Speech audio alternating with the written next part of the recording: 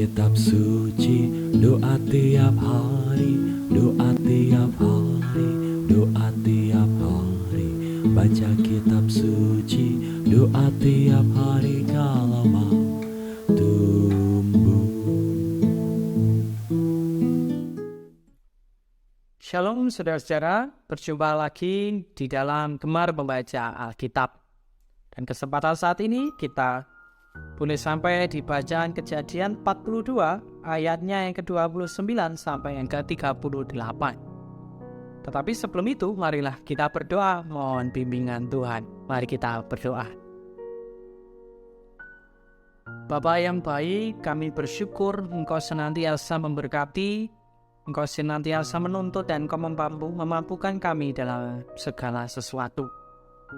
Ya Tuhan, kami juga bersyukur pada saat ini Engkau boleh memberikan kami kesempatan untuk mendengarkan sabda firman-Mu. Ya Tuhan, kami mohon berilah kami hikmat dan pengertian. Berilah kami juga terang dalam hati, pikiran kami, sehingga kami boleh benar-benar mendengar sabda-Mu dan juga mampu melakukan apa yang setiap Tuhan perintahkan. Terima kasih Tuhan, inilah permohonan kami. Semuanya kami alaskan di dalam nama Tuhan kami, Yesus Kristus. Kami telah berdoa dan mengucap syukur. Amin. Kejadian 42 ayatnya yang ke-29 sampai ke-38 saya akan bacakan untuk kita semua. Demikian sabda firman Tuhan. Ketika mereka sampai kepada Yakub, ayah mereka di tanah Kanaan, mereka menceritakan segala sesuatu yang dialaminya, katanya. Orang itu, yakni yang menjadi tuan atas negeri itu, telah menegur kami dengan membentak dan memperlakukan kami sebagai pengintai negeri itu. Tetapi kata kami kepadanya, kami orang jujur, kami bukan pengintai. Kami 12 orang bersaudara, anak-anak ayah kami, seorang sudah tidak ada lagi dan yang bungsu ada sekarang pada ayah kami di tanah Kanaan. Lalu kata orang itu, yakni yang menjadi tuan atas negeri itu kepada kami, dari hal ini aku akan tahu apakah kamu orang jujur. Dari kamu bersaudara haruslah kamu tinggalkan seorang padaku. Kemudian bawalah gandum untuk meredakan lapar seisi rumahmu dan pergilah. Lalu bawalah kepadaku saudaramu yang bungsu itu, maka aku akan tahu bahwa kamu bukan pengintai, tetapi orang jujur. Dan aku akan mengembalikan saudaramu itu kepadamu, dan bolehlah kamu menjalani negeri ini dengan bebas. Ketika mereka mengosongkan karungnya, tampaklah ada pundi-pundi uang masing-masing dalam karungnya. Dan ketika mereka beserta ayah mereka melihat pundi-pundi uang itu, ketakutanlah mereka.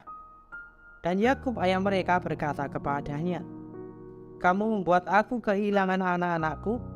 Yusuf tidak ada lagi dan Simeon tidak ada lagi.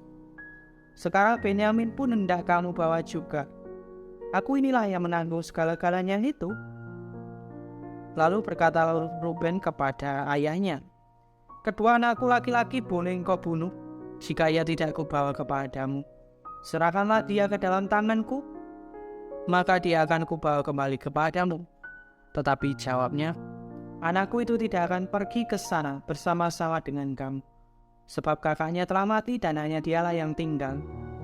Jika dia ditimpa kecelakaan di jalan yang akan kamu tempuh, maka tentulah kamu akan menyebabkan aku yang ubanah ini turun ke dunia orang mati karena duka cita. Saudara, bacaan kita saat ini, kita tadi boleh bersama-sama melihat bahwa anak-anak Yakub sudah pulang dengan membawa gandum yang nantinya mereka ketahui di dalamnya juga ada uang. Mereka sudah pulang, mereka membawa karung dan mereka berjumpa dengan ayah mereka yaitu Yakub itu sendiri. Setelah berhari-hari lamanya mereka ditahan oleh penguasa Mesir yang notabene ialah Yusuf saudara mereka sendiri. Bacaan saat ini kita akan melihat sudut pandang anak-anak Yakub.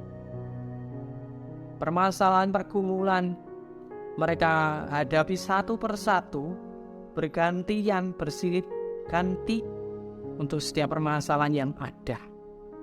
Bahkan Pada saat ini mereka menjumpai masalah mereka yang baru, yaitu ketika mereka selesai menceritakan segala sesuatunya, mereka ternyata harus membawa Benyamin juga untuk menjadi jaminan bahwa mereka bukan pengintai. Mereka mendapati masalah karena hanya mereka tidak setuju untuk ide yang terakhir ini. Karena Bobo Yakub merasa Bobo Yakub sudah kehilangan Yusuf, sudah kehilangan Simeon. Masa harus juga kehilangan Benyamin? Demikian yang dirasakan oleh Bobo Yakub. Masalah demi masalah ternyata menjadi persoalan pergumulan yang harus dihadapi oleh anak-anak Yakub. Dari kisah ini kita boleh menghayati, boleh belajar. Sama seperti anak-anak Yakub, mungkin kita seringkali juga menghadapi masalah demi masalah yang silih berganti. Masalah satu selesai dan masalah kedua datang. Bahkan kadang juga masalah itu bisa saja tumpuk-menumpuk menyerang kita. Kita tidak berdaya, kita tidak mampu, bahkan mungkin ada di titik ada jalan buntu untuk setiap persoalan kita. Terus apa yang harus kita lakukan? Dari renungan ini kita bisa belajar untuk memastikan, untuk memilih segala sesuatunya dengan baik, untuk memutuskan keputusan yang terbaik. Pertama, memang kita harus meneduhkan diri kita. Kita menghadap Tuhan kembali. Kita mohon ampun untuk setiap kesalahan kita. Kita harus mengalami pertobatan kita sendiri. Satu sisi juga kita mengintrospeksi, mengevaluasi diri kita, sudah benarkah kita di hadapan Tuhan. Tentu dengan pengakuan-pengakuan demikian, tentu dengan hal-hal seperti itulah Tuhan sendiri yang akan memberikan kejernihan dalam pikiran dan hati kita.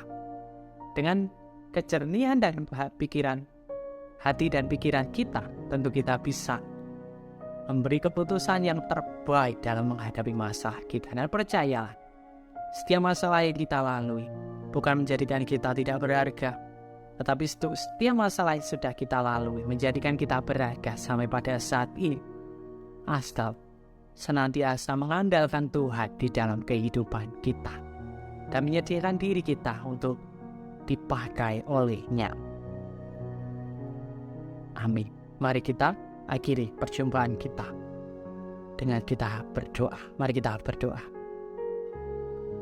Terima kasih ya Tuhan, sebab sabda-Mu pada saat ini boleh meneduhkan jiwa, pikiran, hati kami, dan juga boleh meneguhkan untuk setiap kehidupan yang kami lalui.